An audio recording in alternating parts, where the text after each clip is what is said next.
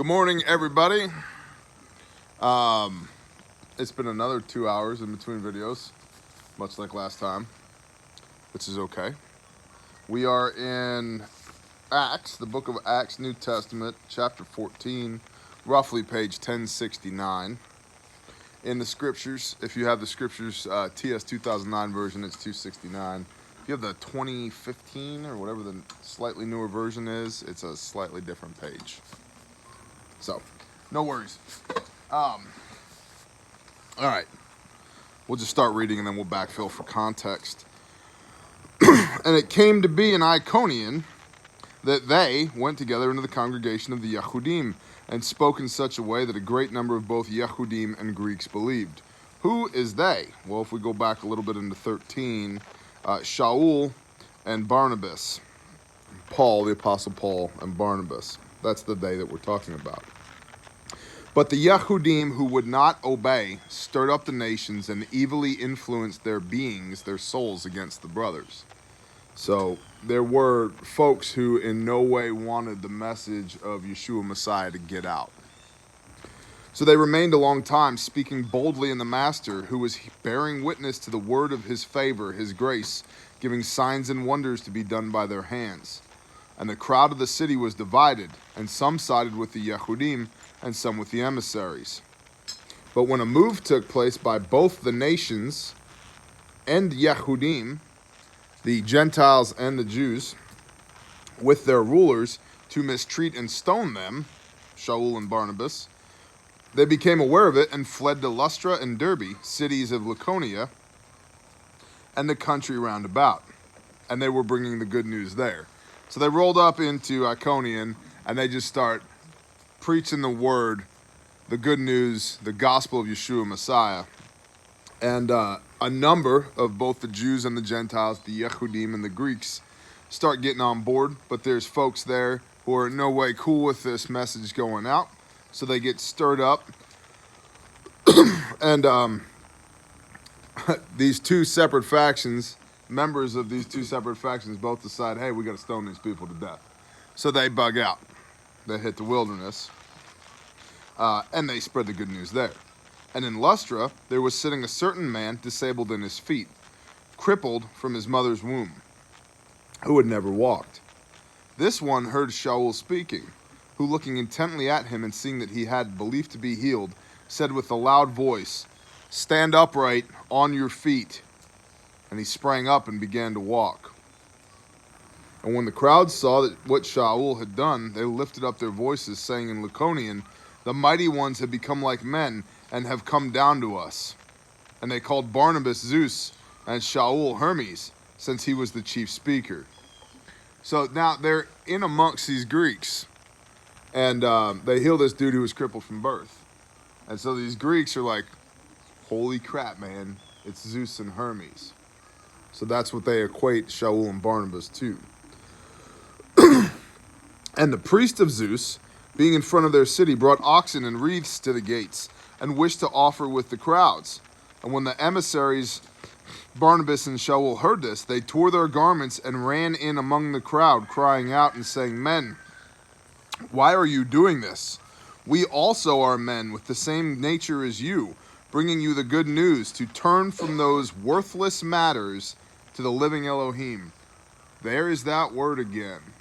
From those worthless matters to the living Elohim, who made the heaven and the earth and the sea and all that is in them, who in past generations allowed the nations to walk in their own ways, though indeed he did not leave himself without witness, doing good, giving us rain from heaven and fruit-bearing seasons, filling our hearts with food and gladness. So Shaul and Barnabas are like, bro, we are human beings. Do not worship us. Worship Elohim. And that word worthless again actually gives context to what we were reading in Judges earlier, that these worthless men, well, here if we just go with that same word, they're not worshiping Elohim. They're worshiping other false gods. So that's a bit of clarification. And then in 14:17, though indeed he did not leave himself without witness, doing good, giving us rain from heaven and fruit-bearing seasons, filling our hearts with food and gladness. Leave himself without witness doing good.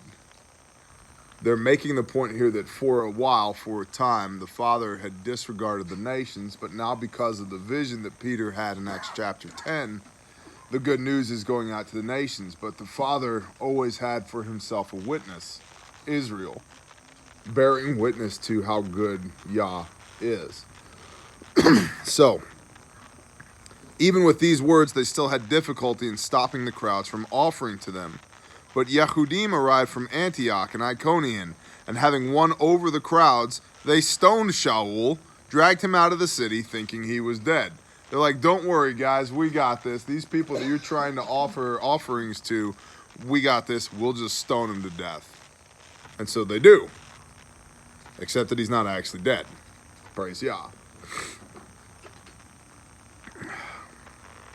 But while the taught ones, the apostles, gathered around him, he rose up and went into the city. And on the next day he went away with Barnabas to Derbe. And having brought the good news to that city, and having made many taught ones, they returned to Lystra and Iconium and Antioch, strengthening the souls of the taught ones, encouraging them to continue in the belief, and that through many pressures we have to enter the reign of Elohim. And having appointed elders in every assembly, having prayed with fasting, they committed them to the Master in whom they believed. And having passed through Pisidia, they came to Pamphylia. And having spoken the word in Perge, they went down to Attalia. And from there they sailed to Antioch, where they had been committed to the favor of Elohim for the work which they had completed. And having arrived, and having gathered together the assembly, they related all that Elohim had done with them, and that he had opened the door of belief to the nations. This is critical. The book of Acts is critical in this. It's how we get the good news, Yeshua Messiah, come first, but for the lost sheep of the house of Israel. From that to the entire world. And they remained there a long time with the taught ones. Hey, Mike, can you chuck me a bottle of water, please? Is that unopened? I don't want your cooties. Thanks, man. He beat you to it, but thank you. 2 is better than 1. 2 is 1 and 1 is none, as they say in the bushcrafting world. Thank you, thank you, thank you, thank you.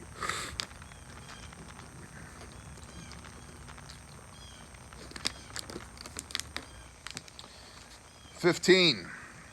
And certain men came down from Judah and were teaching the brothers, unless you are circumcised according to the practice of Moshe, you are unable to be saved. So when Shaul and Barnabas had no small dissension and dispute with them, they arranged for Shaul and Barnabas and certain others of them to go up to Jerusalem, to the emissaries and elders about this question. So being sent on their way by the assembly, they passed through Phoenicia and Samaria, relating the conversion of the nations, and they were causing great joy to all the brothers.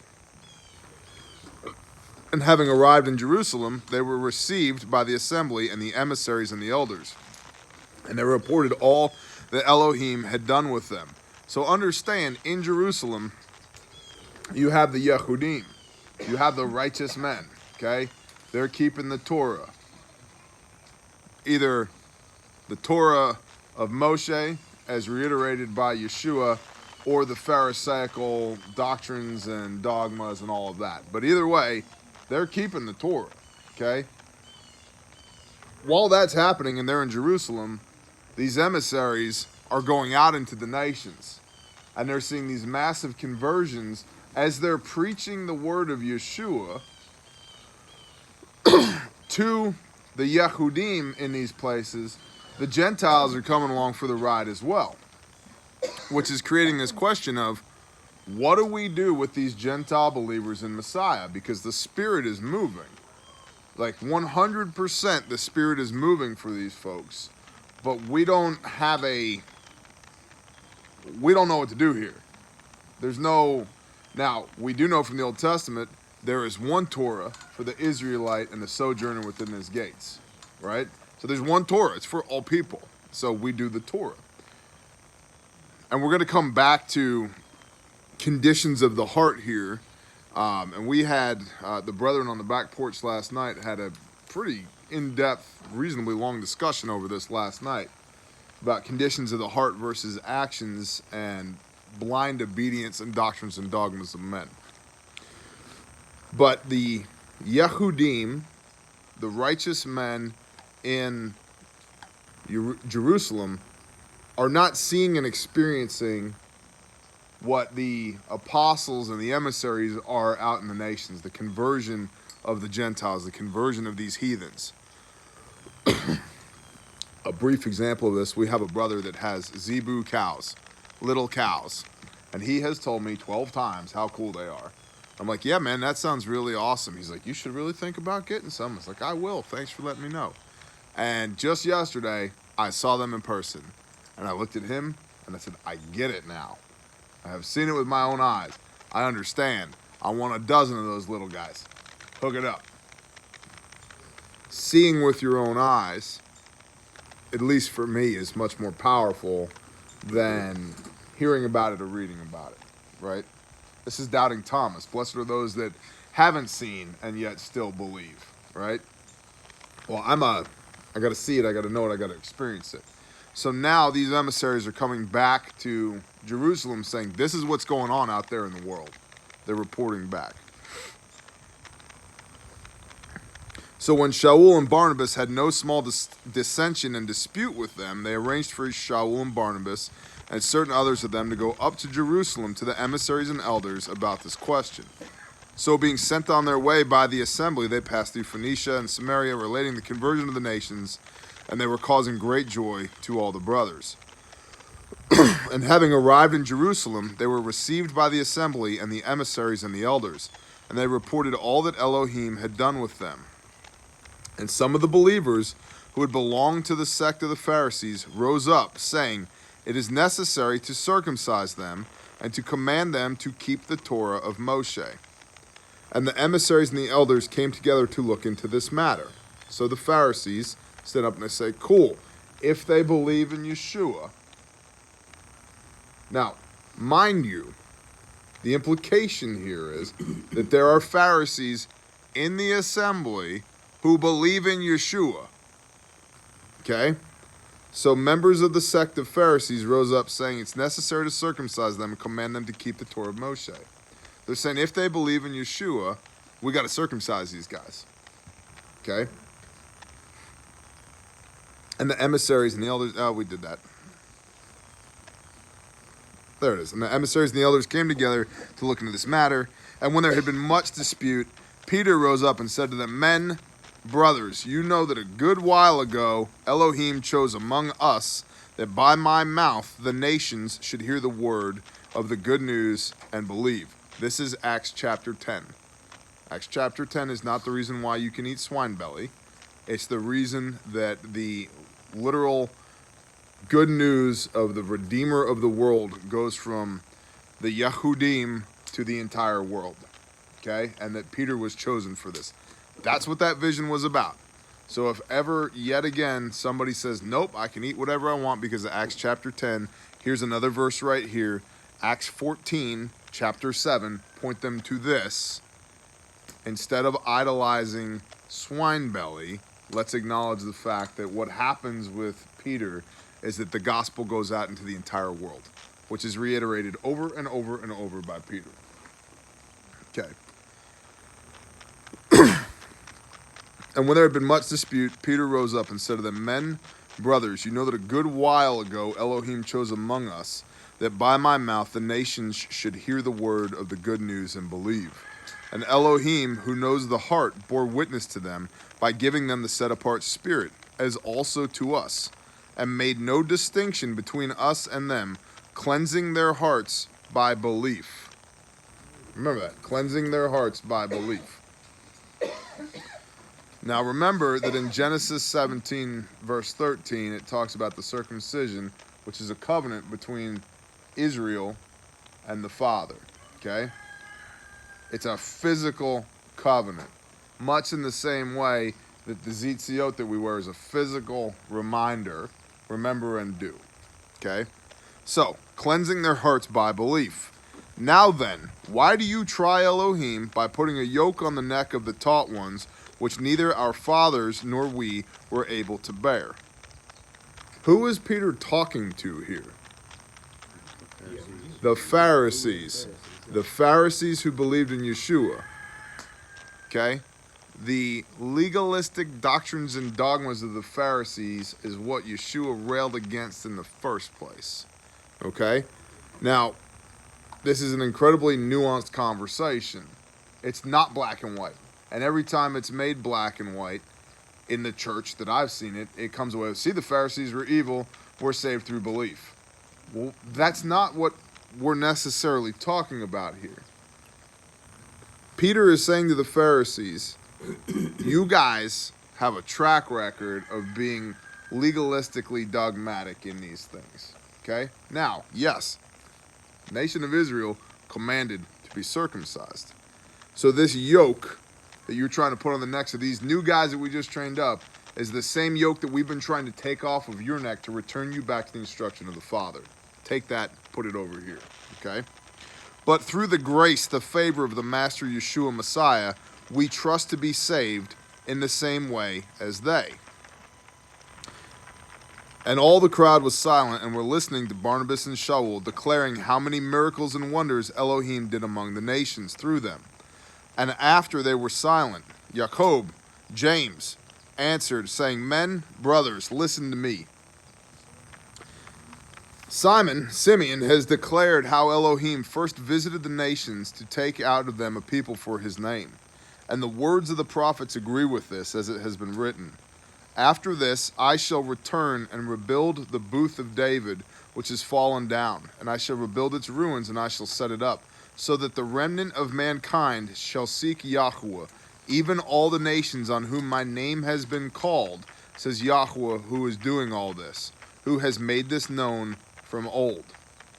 Therefore I judge that we should not trouble those from among the nations who are turning to Elohim, but that we write to them to abstain from the defilements of idols, and from whoring, and from what is strangled, and from blood. Here's the four things that these Hellenistic heathens who are coming to belief in Messiah need to do ASAP, right now. And this is critical, we're going to table the conversation about circumcision because we need to handle these four things right now, which are, again, the defilements of idols, from whoring, from what is strangled, and from blood.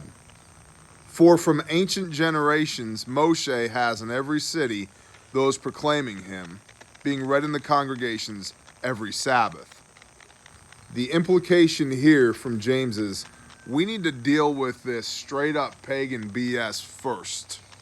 Then, these are believers, Gentile believers in Messiah. The expectation is that you will then go to the temple on the Sabbath and hear the words of Moshe, which is, drumroll please, the Torah. This is how you behave, right? And we know from Proverbs that the Torah is the perfect tool for the refining of the soul. And we know that circumcision is a physical representation of a covenant between the Father and his people. Why are we asking heathen Gentiles who literally have to be told not to drink with or drink or consume blood, hey, by the way, we got to whack your foreskin off? They're not there yet. Okay? And this was the crux of the conversation that we had last night. They're not there yet. You don't lead with that. If I have to tell you not to strangle things to death for you to feel the life force going out of it so that you can absorb that in some type of pagan ritualistic worship, you're not ready for circumcision. We're not there yet. Now, the grace and favor of Yeshua Messiah working through them and the conviction of the Ruach HaKodesh would lead them to that down the road if they continue to walk in those ways. Because we know from John 16 that the Holy Spirit, the Ruach, convicts us concerning sin, righteousness, and judgment. Well, sin is lawlessness. Righteousness is walking blamelessly in the commands of Yah. And judgment is what happens when you don't do those things. But they don't even know the words of Moses yet. Go to the temple, hear what Moses had to say. Then we'll take it from there. Then it seemed good to the emissaries and the elders with all the assembly to send chosen men from among them to Antioch with Shaul and Barnabas, Yehuda being called Barsaba, and Silas leading men among the brothers, having written by their hand this. They literally send written orders to the congregations. The emissaries and the elders and the brothers, to the brothers who are of the nations in Antioch and Syria and Cilicia, greetings. By the way, if you look at the beginning of chapter 15, and certain men came down from Judah who were teaching the brothers, unless you were circumcised according to the practice of Moshe, you are unable to be saved. Now, last night, it was my impression that these were emissaries, and that there was some back and forth between the emissaries and the apostles. But that was a mistake on my part. That's not what it says. It says certain men. Then we see further on a reference to Pharisees, and we see back in 14 also a reference to Pharisees. And so I just wonder if there was a mission of Pharisees also going around saying, hey, y'all got to be circumcised. Well, wait a minute, that's not what these guys told us. And that's where you get that back and forth from. So, just a note. So, they send this letter out. Greetings. Since we have heard that some who went out from us have troubled you with words, unsettling your lives, to whom we gave no command. This was unsolicited advice. Okay? Disinformation campaign. Good words. I do not approve this message. It seemed good to us, having become of one mind, to send chosen men to you with our beloved brothers Barnabas and Shaul, men who have given up their lives for the name of our Master, Yeshua Messiah.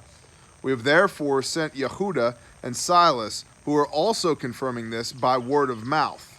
For it seemed good to the set-apart spirit, the Ruach HaKodesh, and to us to lay upon you no greater burden than these necessities, that you abstain from what is offered to idols, and blood, and what is strangled, and whoring.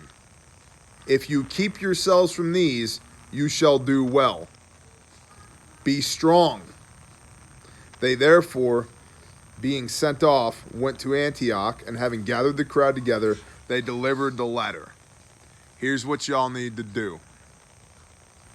And having read it, they rejoiced over its encouragement. Encouragement. Meaning you're doing a good job, keep going. Right? Do these 4 things, and then go to the temple on the Sabbath and hear what Moses has to say. Start building that relationship. Start learning how to walk in these things. It's difficult for us in at least for me, in a Judeo-Christian nation, to, even as we've fallen as far as we have, to think that you would have to write a letter to somebody and saying, stop bowing down to idols. Stop strangling things. Quit playing with blood and quit fornicating, and then we'll let you into the group. Right? Like, right? I'm thinking about this. I was talking about, who are these people?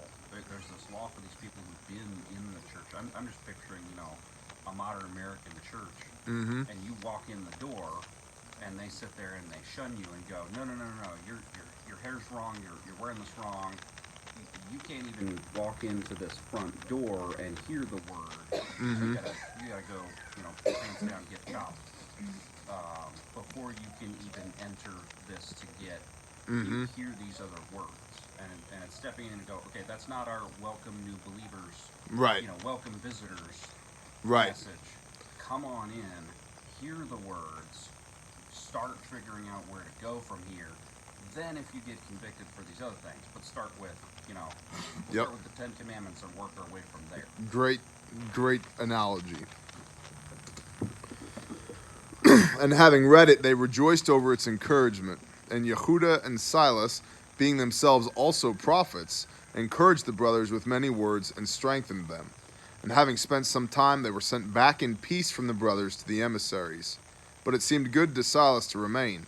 And Shaul and Barnabas continued in Antioch, teaching and bringing with many others also the good news, the word of Yeshua Messiah. The word of Yahweh, it says. Thank you.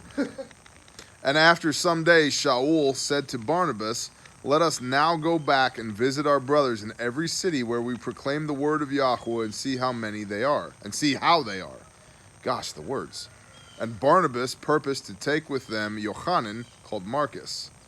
And Shaul thought it not fit to take with them the one who withdrew from them in Pamphylia and had not gone with them to the work.